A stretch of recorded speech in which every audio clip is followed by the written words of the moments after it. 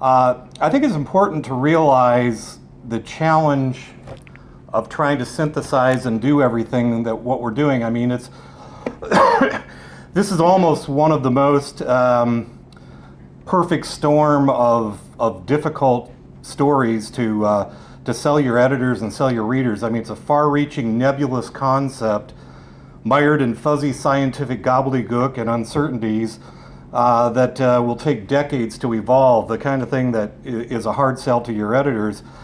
And at the same time, we're working in an industry with shrinking staffs, and even in the best of times, the environment had an inconsistent commitment to it. We're looking at an issue here that a lot of people agree is the most important of our lifetimes, yet it's been largely politicized, largely polarized. We're trying to get to the bottom of it. We live in a country here where, in the United States, on a per capita basis, China produces the most greenhouse gases, but on a per capita basis, the United States does, but we don't feel the brunt of it like other countries do. I've been told before that if you go at the same latitude in Europe, one theory is that because the ocean's warm air rises, that on the same latitude you can almost always find warmer temperatures over in south of France or other parts of Europe. And so I know when I was in Greenland in 2008, I was talking to some of the residents there, Inuit and Danish people who live there, about what they feel like taking the brunt of the climate change effects that are real and happening right now, and knowing that a lot of them are generated on a per capita basis from the United States. And I mean, I'll tell you, the people over there were very nice and very polite, and a lot more polite than I expected that they could have been. But it should be noted that this shouldn't always be a Democrat-Republican issue. Say what you want about John McCain and how Republican, is he really a Republican or not a Republican, but I want to say maybe the June 8th, 2008 press release, if you can still go to an archive on his website, I think it was around, I know I have the June of 2008 correct, but he himself said that climate change is, the world's most important issue. A lot of people don't realize, George W. Bush wasn't exactly a card-carrying member of Greenpeace, but he didn't deny that climate change existed. He just didn't like the Kyoto Protocol as a method of addressing it, which is fine if there's another vehicle that people need to find. And Arnold Schwarzenegger, as a Republican governor, is one of the most outspoken on climate change. So sometimes we have to try ourselves to get beyond the rhetoric of Democrat and Republican and try not to get suckered into those things. In terms of things that I've noticed over the years, I've wondered sometimes, the Rush Limbaughs, the Glenn Becks of the world, who do they really speak for, when some of the most well-funded climate research in the world is being done by BP and industry itself, industry groups. If you go to a website of a group called CERS, CERES, they've done studies that show how the insurance industry, believe it or not, is one of the most aggressive in terms of climate research, and they are rewriting policies as we speak for South Florida and other areas. They're trying to stay ahead of the curve. Naturally, for the insurance industry, wanting to know where the most vulnerable areas are for climate change effects. And Sears has done some good work in that area. We had a question about the bond market, which I thought was a good question about financing bonds and so forth. I started at the Toledo Blade in 1993, and I'd been a reporter for a few years before that, but I created the environment beat. And as I said, it was kind of it was the kind of thing when you started, you didn't come out and say that you wanted to write about climate change. I had an executive editor who came over from Pittsburgh, and going through the back of my mind, I'm thinking, okay, well, he's familiar with the steel industry, and how much do I really push this climate change coverage? And I kind of, it took a few years of kind of sensing how hard to push.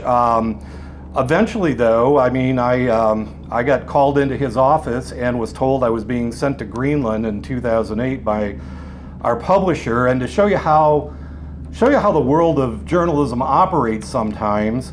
I hadn't really had a meaningful conversation with our publisher in my 15 years that I'd been there at the time, and he decided that he wanted to send me to Greenland because he belongs to a group of scholarly men who have lunches every now and then, these fancy lunches, and they do their own research and presentation. And he was fascinated by the Vikings and adaptation in Greenland, and he saw that airfare to Greenland had come down, and he said, well, why don't we send Tom over there? And that's kind of how it went. Bud Ward's group, the Yale Forum on Climate Change and the Media, asked me to do a column on how that came about for someone from a mid-sized newspaper. I was there for 10 days, and you just never know. I mean, I would like to tell you there's a great formula for getting involved with more climate stories, but the reality is that I'm lucky to work for a publisher who, despite this being confusing to different editors along the way, our publisher is very fascinated by climate change, and he takes it seriously. But I ended up doing a 4-day, 9-story series that connected. I told him if we're going to go, then I need to try to make the connections between Greenland and the Great Lakes, and to me it's still one of the best things and my favorite things I've done in journalism was to show climate change impacts that are now much more visible up in the Arctic, and try to connect that to the Great Lakes region, to show people how things that are more subtle now are likely to become more acute and more pronounced in the coming years. Of course, you always try to localize the story, and that's the challenge we have about this being a far-reaching, nebulous global concept, is how do you localize it? Keep looking for different, even silly ways of trying, not silly, but I had a blog post earlier this year on potholes, and everybody was talking with this winter that we had, this freeze and thaw, and everyone knows it was a really, really rough winter, and I swear everybody in town for a while in Toledo was just talking about potholes.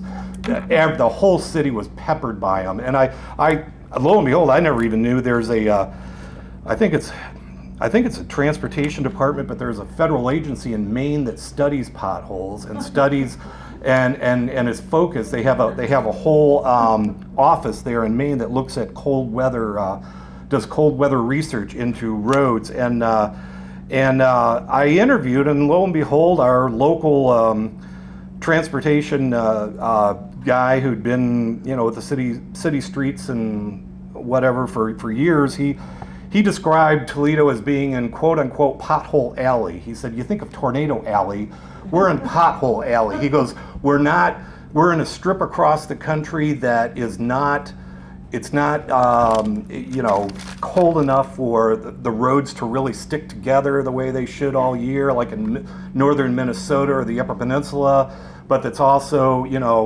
we're just north enough to have these freeze and thaws. And he said, I honestly think there is something to this, that I had a little bit of fun with that. It wasn't the most serious thing I'd done, but another one that I thought was I had a little bit of fun with was the psychology of climate change. We had everybody, and we've heard before about God, I remember back in the day when we had snow that was so deep, or this ice this year from that we've come across reminds me of when I was a little kid. I found that this is one of the oh, okay, thought I had 5. Okay, one of the emerging fields of science is the psychology, what the toll that it's taking on people of climate change, of what. And it's an emerging field that they're looking into now. The sense that there's a theory that the sense of familiarity that people actually feel good by the winter we had last, and that was fun. That was a fun thing to write about how, actually this rough winter is making you psychologically feel better than you think it is, because it's giving you a sense of familiarity for a lot of people, and naturally as time goes by and climate changes, what is the benchmark that people have, their sense of familiarity? So I guess I'll leave it there, and I want to put in a quick plug, though, for people in the audience for an organization that I'm in and Sunshine's in, and Chuck Kornbach, and I don't know if others here that I see, but it's called the Society of Environmental Journalists. You can type in your browser right now, anybody who has their laptops up, 9 letters, www.sej.org.